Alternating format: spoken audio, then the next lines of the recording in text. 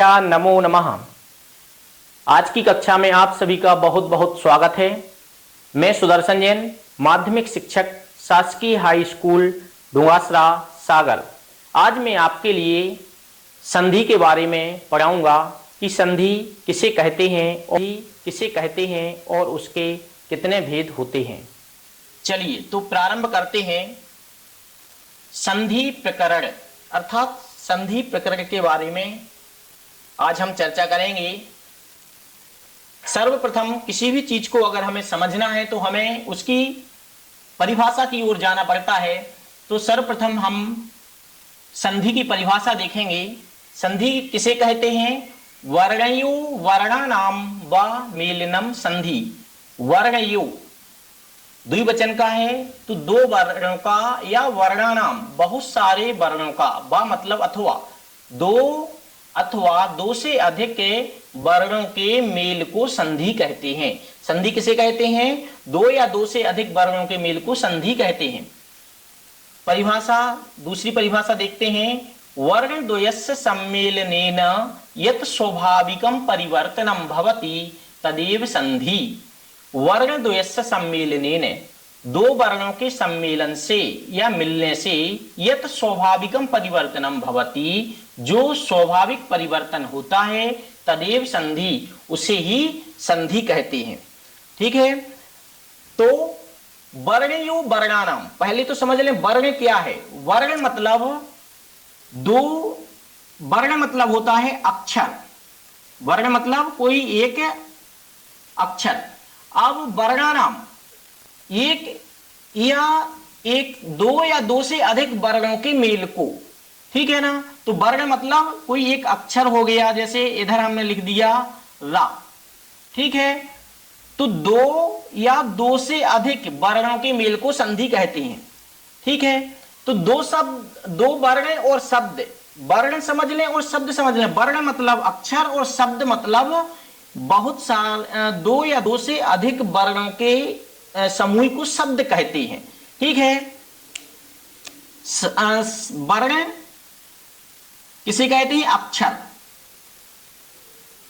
कोई एक अक्षर, अक्षर एक, ठीक है। और शब्द या पद, शब्द या पद किसे कहते हैं? अधिक, दो या दो से अधिक, दो या दो से अधिक वर्ण, दो या दो से अधिक वर्ण को क्या कहते हैं? हम शब्द कहते हैं। ठीक है, तो इतना हमको समझ में आ गया। संधि क्या है? दो या दो से अधिक वर्णों के मेल को संधि कहते हैं। अब हम देखें संधि के भेद। मुख्य रूप से अगर कोई चीज समझनी है तो हमें उसके परिभाषा और उसके भेदों को जानना बहुत आवश्यक है। तो संधि के कितने भेद हैं? संधि जो मुख्य रूप से है उसके तीन भेद हैं। संधि के कितने भेद हैं? तीन भेद हैं। स्वर, व्यंजन और विसर्ग। स्वर संधि, व्यंजन संधि और विसर्ग संधि। कितने भेद? स्वर, व्यंजन और विसर्ग। यहां पर मैंने अच भी लिखा है और यहां हल भी लिखा है। तो स्वर संधि को अच संधि भी कहते हैं। कैसे? अचो स्वरा, संस्कृत में एक सूत्र है अचो स्वरः। अचो स्वरः, अच के लिए जो अच प्रत्याहार है। अब ये प्रत्याहार कैसे हम समझेंगे, अभी इसको हम नहीं समझ रहे हैं। जो 14 माहेश्वर सूत्र हैं उसमें से आ से अयुर रिल्लिक से लेकर अच एवं आई औच तक जो चा आता है, तो आ से लेकर चा तक जो वर्ण आते हैं उनके लिए अच कहते हैं।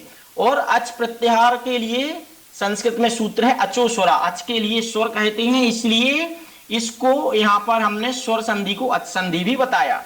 और व्यंजन संधि को हल संधि, व्यंजन संधि को हल संधि क्यों कहा? क्योंकि जो हलो एक संस्कृत में सूत्र है हलो व्यंजना, हलो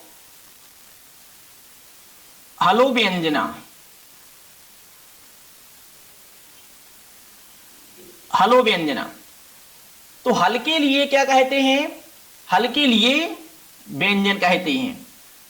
तो हल के लिए क्या कहते हैं? व्यंजन, इसलिए यहां पर हमने व्यंजन भी लिख दिया। और विसर्ग, विसर्ग मतलब जो विसर्ग के पहले या बाद में जो स्वर या व्यंजन का मेल होता है या मिलाप होता है, तो उसमें जो विकृति या उसमें जो समझो विकार उत्पन्न होता है, उसका नाम विसर्ग संधि है। ठीक है, तो आज हमने क्या समझ रहे हैं? स्वर, व्यंजन और विसर्ग संधि के 3 भेद हैं। अब हम देखें सर्वप्रथम जो स्वर संधि है, स्वर संधि के कितने भेद हैं? स्वर संधि के भेद हैं दीर्घ संधि, गुण संधि, वृद्धि संधि, यह संधि, अयादि संधि और पूर्व रूप संधि। ठीक है, ये स्वर संधि के भेद हैं। अब एक और मुख्य चीज हमें समझना है, जो स्वर संधि होती है वो ध्यान रखना 2 स्वरों के बीच में होती है। स्वर संधि किसके बीच में होती है? 2 स्वर के बीच में। और जो व्यंजन संधि होती है ये स्वर और व्यंजन के बीच में होती है। ठीक है ना, जो स्वर संधि होती है वो 2 स्वरों के बीच में ही होती है, जो व्यंजन संधि होती है वो स्वर व्यंजन और व्यंजन व्यंजन के बीच में होती है। और जो विसर्ग संधि होती है वो आपको अभी हमने बताया कि विसर्ग में जो विसर्ग के आगे पीछे जो भी स्वर या व्यंजन आता है उसका जो विकार होता है उसका नाम विसर्ग संधि है। चलिए, तो अब हम सर्वप्रथम दीर्घ संधि के बारे में चर्चा करेंगे। दीर्घ संधि, चलिए परिभाषा की ओर चलते हैं। हिंदी में हमने परिभाषा लिखी है कि सबको समझ में आए। आ ई उ री के बाद यदि आ ई उ री आए तो, ध्यान रखना, आ ई उ री से क्या समझना है? आ छोटा बड़ा दोनों, उसी प्रकार ई भी दोनों, ऊ भी दोनों, री भी दोनों। ठीक है, तो आ ई उ री के बाद यदि आ ई उ री आए तो दोनों के स्थान पर बड़ा आ, ई, ऊ और री हो जाएगा। ठीक है, परिभाषा में क्या समझ में आया? आ ई उ री के बाद अगर समान वर्ण आए, अर्थात बड़ा आ, बड़ी ई, बड़ा ऊ, ई, ऊ, री आए तो दोनों के स्थान पर बड़ा आ, बड़ी ई, बड़ा ऊ और बड़ी री हो जाएगा। अब हम उदाहरण के माध्यम से समझते हैं। हिम प्लस आलया, यहां पर 2 पद हैं, 2 शब्द हैं। हिम, नंबर 1 हिम, दूसरा आलया, दूसरा आलया। तो हिम, अब संधि हम कहां से करेंगे? जो जहां से चीज टूटी है हम अगर वहीं से उसको जोड़ने की कोशिश करेंगे तो निश्चित ही वह जुड़ जाएगी। जैसे हमारा हाथ फ्रैक्चर हुआ, तो हमारा हाथ फ्रैक्चर कहां से, जहां से हुआ है ना, डॉक्टर वहीं से जोड़ने की कोशिश करेगा, वहीं से जोड़ेगा तो वह हाथ ठीक हो पाएगा, अन्यथा वह हाथ ठीक है नहीं हो पाएगा। तो आज हम यही समझेंगे कि शब्द जहां से टूटा है हमको उसको वहां से जोड़ने की कोशिश करनी है। तो हिम, जितने भी पहले देखें, जितने भी व्यंजन होते हैं वो स्वर की सहायता से ही पूरे होते हैं, बिना स्वर के कोई व्यंजन पूर्ण नहीं होता। तो अब हम देखें मां, मां में क्या छुपा हुआ है? आ। अगर मां में आ नहीं छुपा होता तो मां कैसे होता? ऐसे। और यहां पर कैसा है? मां पूरा है, इसलिए यहां पर आ छुपा हुआ है। तो इसमें से क्या निकाला हमने? आ निकाल दिया। और इधर से क्या ले लिया हमने? बड़ा आ लिया। इनको क्यों लिया? क्योंकि अभी हमने चर्चा की कि हम किसको निकालेंगे? जिसमें द्वंद है, जिसमें लड़ाई है, जिसमें मतभेद है, मतभेद के कारण वो लोग अलग अलग हुए हैं। तो वो ही मतभेद को हमें खत्म करने के लिए हम सर्वप्रथम कहां चलेंगे? अब उनकी अदालत में चलेंगे, उनके जहां पर उसका न्याय होगा हम उसके पास चलेंगे। तो चलते हैं नियम की ओर, परिभाषा की ओर। तो यहां पर हमने शॉर्ट में लिखा है कि आ और आ, यदि आ के बाद आ आए तो ऐसी स्थिति में हम क्या करें? तो हमारा कानून नियम सुनाता है कि अगर आ के बाद आ आता है तो दोनों का एक ही आ होगा, बड़ा आ होगा, दोनों आ अलग अलग नहीं रह सकते। तो इस हिसाब से हमने इनको क्या किया, यहां पर आ और आ नियम के हिसाब से हमने इसको दोनों को बड़ा आ कर दिया। ठीक है, अब ये जिनमें द्वंद्व था, जिनमें लड़ाई थी, वो इकट्ठे हो गए। तो अब यहां जो शेष बचा था, यहां क्या बचा था, इसमें से हिम में से हमने आ निकाल लिया तो हलंत मां बचेगा। तो हिम, इधर क्या ला और यह। ठीक है, तो अब इन दोनों को, इन सबको हम जोड़ेंगे। कैसे जोड़ेंगे, ही म, आधी मां में बड़ा आ की मात्रा लगाएंगे तो हिमा, ला, अब इस ला का ला आ जाएगा और या का या, तो हिमालय। इस प्रकार से हमने संधि को संधि करना सीखा। तो एक चीज हमने इसलिए यहां पर सीखी, अब हर संधि में हम इसको आगे नहीं दोहराएंगे, तो अच्छे से जोड़ना सीख लो। ही मां के बाद अगर आधा व्यंजन कोई है, उसके बाद अगर कोई स्वर है, तभी वह व्यंजन पूर्ण हो सकता है। तो यहां मां के बाद बड़ा आ है, तो इधर इसको हमने इसमें जोड़ लिया तो बड़ा मां हो गया, ला का ला और या का या, हिमालय। इस प्रकार ये हमने परिभाषा के माध्यम से, उदाहरण के माध्यम से स्पष्ट किया। अब हम चलते हैं आ, ई, उ और री, इनके उदाहरणों को भी, एक एक उदाहरण को हम देखेंगे। महा प्लस आत्मा, यहां भी वही कंडीशन है। यहां क्या है अंत में, यहां पर है बड़ा आ और फिर बड़ा आ। बड़ा आ के बाद यहां पर हमने बताया कि आपको दोनों ही लगाना है, छोटा बड़ा दोनों समझना है। तो आ के बाद अगर आ आया तो दोनों का क्या होना है, बड़ा आ हो जाना है। तो अब इसमें से क्या बचेगा शेष, मह, मह प्लस आ और प्लस तमा, क्योंकि बड़ा आ इसका हमने निकाल लिया था, दोनों की बड़ा आ निकाल के क्या बन गया, इन दोनों का बड़ा आ बन गया। अब इसको जोड़ दो, मां का मां, आधी हा में बड़ा आ की मात्रा, महा तमा। इस प्रकार ये दीर्घ संधि बनी। उसी प्रकार ई के बाद अगर ई आए तो दोनों के स्थान पर बड़ी ई हो जाएगा। इधर अंत में क्या है, ई, और इधर बड़ी ई। अब इन दोनों को हम जोड़ेंगे तो क्या बन जाएगी, दोनों को जोड़ेंगे तो बड़ी ई बन जाएगी। अब शेष गिर, क्या बचेगा, गिर, ई और स, इसको जोड़ देंगे तो गिरीशः बन जाएगा। उसी प्रकार उ को विष्णु, विष्णु प्लस उदय, तो यहां पर अंत में क्या है, उ, और उसके बाद उ। अब इनको दोनों को जोड़ेंगे तो क्या होगा, सूत्र क्या कह रहा है, नियम क्या कह रहा है, ई के बाद उ के बाद अगर उ आए तो दोनों को क्या होना है, बड़ा उ होना है। अब जो शेष बचा वो उसको इधर लिख दो, विष्ण, विष्ण प्लस उ और दय। अब इसको जोड़ने से क्या बनेगा, विष्णुदय। ठीक है, इस प्रकार ये हमने उ का उदाहरण और री का उदाहरण भी, होत्री प्लस रकारा, उसी प्रकार यहां पर भी करना है। इधर की री निकाली और इधर की री निकाली, नियम पर गए। नियम क्या बोल रहा है, दोनों का बड़ी री कर दो। तो विष्ण, सॉरी, होत्र, होत प्लस कार, री प्लस कार बराबर होत्रिकारः,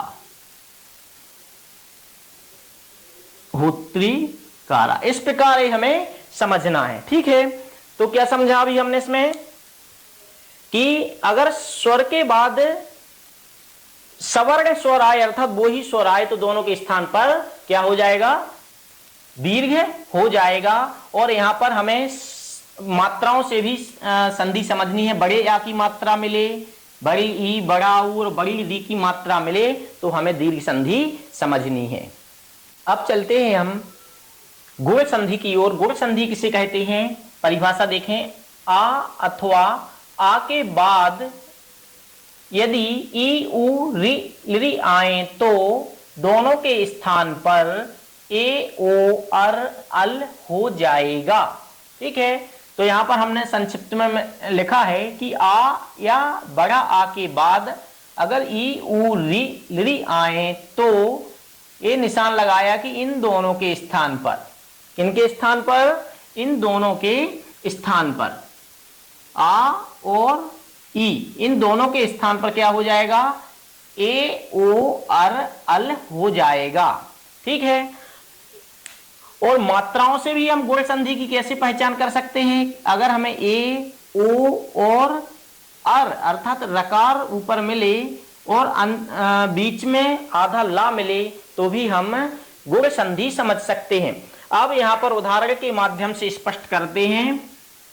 महा प्लस इंद्र, यहां पर अंत में आ है और इधर ई है, तो आ के बाद अगर ई आता है, आ के बाद अगर ई आए तो दोनों के स्थान पर क्या होना है, ए होना है। ठीक है। अब यहां जो शेष बचा है तो उसको यहां पर लिखो और जो यहां शेष बचा है उसको यहां लिख दीजिए।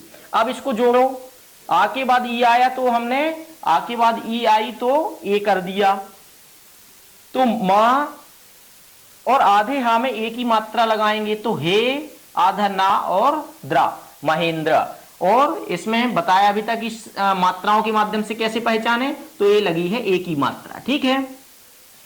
तो उसी प्रकार यहां पर नर प्लस इंद्र, तो यहां पर क्या निकालना है हमको, आ निकाला और इधर ई निकाला और जो शेष बचा उसको हमने इधर लिख दिया नर,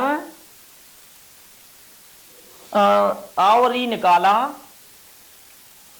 क्या निकाला, आ और ई, आ निकाला और ई निकाला। अब सूत्र क्या कह रहा है कि आ के बाद अगर ई आए तो ए होना है, तो इधर आ और ई का क्या हो गया, ए हो गया। अब जो शेष बचा वो लिखो, क्या बचा शेष, नर, नर हलंत। ठीक है। और इधर इंद्र, नद्र, तो इसको जोड़ दो, ना का ना, आधे रा में ए की मात्रा ए और न नरेंद्र। इसी प्रकार महा प्लस उत्सव, यहां अंत में आ है और बाद में उ, इन दोनों को आ के बाद अगर उ आएगा तो क्या हो जाएगा, दोनों के स्थान पर ओ हो जाएगा। अब क्या शेष बचा, महे, ओ और तसव, इसको जोड़ दीजिए तो क्या हो जाएगा, महोत्सव। उसी प्रकार महा प्लस ऋषि, यहां भी अंत में आ और इधर री, सूत्र नियम क्या कह रहा है, आ के बाद अगर री आएगा तो दोनों के स्थान पर क्या हो जाएगा, आर हो जाएगा। अब यहां जो शेष बचा है वो इसको यहां पर लिख दो, मह और इधर सी आ जाएगा। अब इसको जोड़िए, मां का मां, आधे हा में आधे हा के बाद आ है तो पूरा हा। अब ये रा के बाद कोई स्वर नहीं है तो ये रा की मात्रा कहां चली जाएगी, इधर, महर्षि। उसी प्रकार तव प्लस लिरकारा, यहां पर क्या है, अंत में वा, अंत में क्या है, तव, तो आ और लिरी, आ के बाद अगर लिरी आए तो इधर क्या पहले बचेगा, तव प्लस आ के बाद लिरी आए तो इसको देखो, सबसे पहले आ के बाद लिरी आता है तो उसको अल कर देते हैं। ठीक है। अब शेष क्या बचा, कार। अब इसको जोड़ दो, ताकाता, वा में आ की मात्रा वा, लकारा, तवलकारा। इस प्रकार ये हमने गुण संधि पढ़ी। अब चलते हैं हम वृद्धि संधि की ओर। वृद्धि संधि किसे कहते हैं, यदि आ और आ के बाद यदि ए आई ओ औ आए तो दोनों के स्थान पर क्रमशः आई आई औ औ हो जाएगा। ठीक है। उदाहरण स्वरूप जैसे यहां पर सदा प्लस एब, तो इधर अंत में आ है और इधर ए है, तो सूत्र नियम क्या कह रहा है, आ के बाद अगर ए आए, आ के बाद अगर ए आए तो दोनों के स्थान पर क्या हो जाएगा, आई। और वा का वा हमने इधर ले लिया, तो सा का सा, आधे दा में आई की मात्रा तो दई और वा, सदैवो।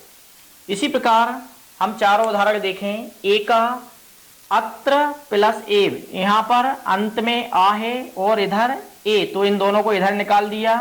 अब शेष जो बचा अत्र हलंत और वा, ए ले लिया। अब नियम क्या कह रहा है, आ के बाद अगर ए आए तो आई हो जाएगा, इन दोनों को जोड़ दो, आ त्रा में आई की मात्रा त्रयी व। उसी प्रकार इधर आ इधर ए, दोनों को निकाला। अब शेष जो बचा उसको इधर म है और प्लस शौर्यम। अब इनको आ के बाद अगर ए आए तो दोनों के स्थान पर आई हो जाएगा और इसको जोड़ेंगे, माँ आधे हा में आई की मात्रा हाई शौर्यम महेश्वर्यम। उसी प्रकार ओ, तो यहाँ पर आ और ओ, आ के बाद अगर ओ आए, आ के बाद अगर ओ आता है तो दोनों के स्थान पर औ हो जाएगा। तो यहाँ पर शेष जो बचा उसको लिख दो गंग और घ। अब इसको जोड़ दो, आ के बाद अगर ओ आए तो औ हो जाएगा, तो गंगौ घ। अब इसके बाद औ महा, तो इधर आ है और इधर औ है, आ के बाद अगर औ हो, आ के बाद अगर औ हो तो दोनों के स्थान पर क्या हो जाएगा, औ हो जाएगा। तो यहां पर हमने औ लिख दिया, आ के बाद अगर औ आया तो औ हो जाएगा। और जो शेष बचा म है, औ म है और सधी, तो क्या हो जाएगा महौषधि, माँ का माँ आधे हा में औ की मात्रा महौषधि, तो ये महौषधि आ गया।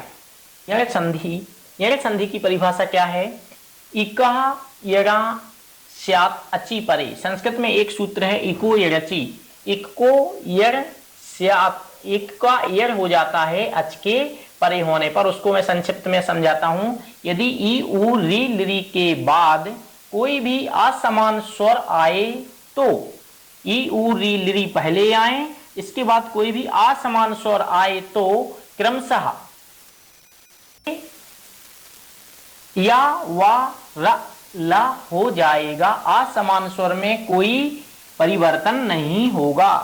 फिर से अच्छे समझना, अभी तक हम दोनों तरफ परिवर्तन करते हुए आए हैं, लेकिन अब जो यण संधि है उसमें सिर्फ पूर्व अर्थात प्रथम पहली तरफ ही परिवर्तन होगा, दूसरी तरफ परिवर्तन नहीं होगा। तो यहाँ पर ई उ री लिरी के बाद असमान स्वर आए तो जैसे एरो लगाया तो ई का या क्रमशः ऊ का वा, री का रा और लिरी का ला हो जाएगा। असमान स्वर में परिवर्तन नहीं होना, इसलिए वहां पर हमने कट कर दिया है। ठीक है, अब उदाहरण के माध्यम से समझें, जैसे अति प्लस अंत, यहां पर एक उदाहरण है अति प्लस अंत, इधर अंत में ई है और बाद में आ है, असमान स्वर है।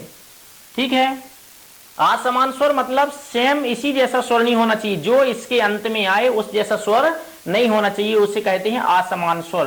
तो 13 प्रकार की स्वर में और कोई भी स्वर आ जाए, सिर्फ जो यहाँ पर ई निकला है, ई के सामने ई नहीं होना चाहिए।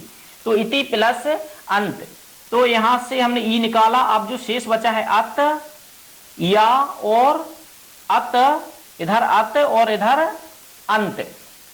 अब हमने क्या किया, सूत्र क्या कह रहा है, ई के बाद अगर असमान स्वर आए, ठीक है, ई के बाद आ गया तो ई का क्या होना है, या हो जाना है। तो ई का हमने क्या कर दिया, या। अब तो असमान स्वर में परिवर्तन होना नहीं था, तो अब जोड़ना है बस आ, आधी ता के बाद या है तो आधा ता आधा ही रहेगा, क्योंकि स्वर होता तो वह पूरा हो सकता था। तो अत या में आ जुड़ जाएगा, या में आ जुड़ जाएगा तो या पूरा हो जाएगा, और ना ता अत्यंत। उसी प्रकार उदाहरणों के माध्यम से ई का उदाहरण देखें, यहां पर ई का क्या कर दिया हमने, या कर दिया। अब जो शेष बचा ये लिखा इत्यलम।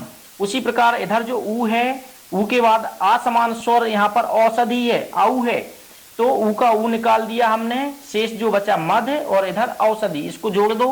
माँ का माँ आधे धा में, आधे धा के बाद कोई स्वर नहीं होने के कारण आधा धा आधा रहेगा, बा में औ की मात्रा लगाओ तो वौ सधी, मध्वौषधि। उसी प्रकार पितृ प्लस ऋणम, यहाँ पर री निकाली हमने। अब जो शेष बचा उसको पित्त, और जो आदेश को यहाँ पर आदेश हमने कर दिया। अब इसको री का क्या हो जाना है, रा हो जाना है। अब इन दोनों को जोड़, इन तीनों को जोड़ देना है। पित्त आधे ता के बाद अगर रा आए, ध्यान रखना, तो इनका त्रा बन जाता है, तो आधा त्रा इधर बन गया। क्या बना, आधा त्रा। अब इसको जोड़ देना है। पित त्रा, त्रा में आ तो बड़ा त्रा हो जाएगा पित्रादेश। उसी प्रकार लिर प्लस आकृति, तो यहाँ पर अंत में जो प्रथम लिरी शब्द है, लिरी का सूत्र क्या कह रहा है, लिरी का क्या हो जाना है, ला हो जाना है। तो कुछ नहीं होना इसमें, इसका लिरी का ला हो गया और आकृति लाकृति बना। अयादि संधि की परिभाषा देखते हैं। ए आई ओ औ के बाद कोई भी आसमान स्वर आए तो क्रमशः आय आय अब आव हो जाएगा और आसमान स्वर में कोई परिवर्तन नहीं होगा। तो यहां पर समझ लीजिए, ए आई ओ औ के बाद कोई भी आसमान स्वर आए तो ए का आय, आई का आय, ओ का अब, औ का आव हो जाएगा। असमान स्वर में किसी भी प्रकार का परिवर्तन नहीं होना है। तो यहाँ पर उदाहरण के माध्यम से समझ लीजिए। ए का उदाहरण यहाँ पर ने प्लस अन, तो यहाँ पर अंत में क्या है, ए है, तो ए का क्या होना है, आय हो जाना है। और जो शेष बचा आधा ना आय अन, नैना। उसी प्रकार गई प्लस अकहा, यहाँ पर आई आ जाएगा, आई का आय हो गया। जो शेष बचा उसको आधा गा और अकहा इधर, तो इसको जोड़ देंगे। आधे गा में आय और फिर अकहा, तो गाय कहा हो गया। उसी प्रकार को प्लस अन, यहाँ पर ओ है अंत में, तो ओ को इधर निकाल लिया। ओ का क्या होना है, अब हो जाना, ओ का अब हो जाना है।